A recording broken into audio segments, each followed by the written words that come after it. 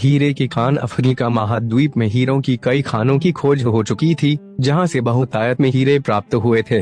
वहां के एक गांव में रहने वाला किसान अक्सर उन लोगों की कहानियां सुना करता था, जिन्होंने हीरों की खान खोजकर अच्छे पैसे कमाए और अमीर बन गए। वह भी हीरे की खान खोजकर अमीर बनना चाहता था।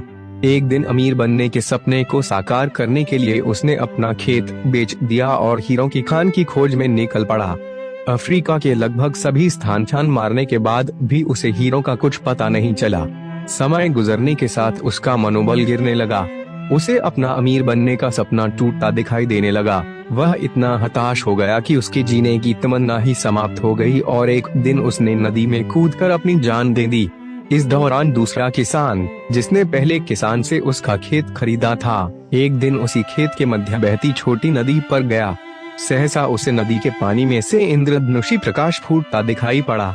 उसने ध्यान से देखा तो पाया कि नदी के किनारे एक पत्थर पर सूर्य की किरणें पड़ने से वह चमक रहा था। किसान ने झुककर वह पत्थर उठा लिया और घर ले आया।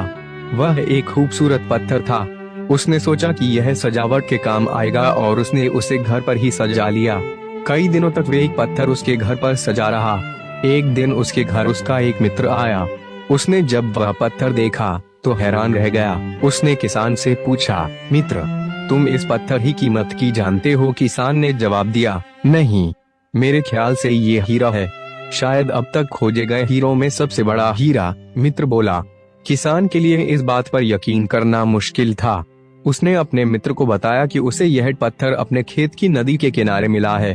वहाँ ऐसे और भी पत्थर हो सकते हैं। दोनों खेत पहुँचे और वहाँ से कुछ पत्थर नमूने के तौर पर चुन लिए।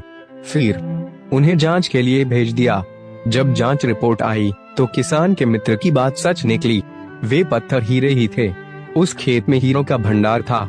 वह उस समय तक खोजी गई सबसे कीमती हीरे की खदान थी। उसका खदान का नाम किम्बरले डायमंड माइंस है। दूसरा किसान उस खदान की वजह से मालामाल हो गया। पहला किसान अफ्रीका में दर दर भटका और अंत में जान दे दी, जबकि हीरे की खान उसके अपने खेत में उसके कदमों तले थी। सीख मित्रों, इस कहानी में हीरे पहले किसान के कदमों तले ही थे, लेकिन वे उन्हें पहचान नहीं पाया और उनकी खोज में भटकता रहा। ठीक वैसे ही हम भी सफलता प्राप्ति के लिए अच्छे अवसरों की तलाश में भटकते रहते हैं। हम उन अवसरों को पहचान नहीं पाते या पहचान कर भी महत्व नहीं देते, जो हमारे आसपास ही छुपे रहते हैं। जीवन में सफल होना है तो आवश्यकता है बुद्धिमानी और परख से उन अवसरों को पहचाने की और धैर्य से अनवरत कार्य करने की।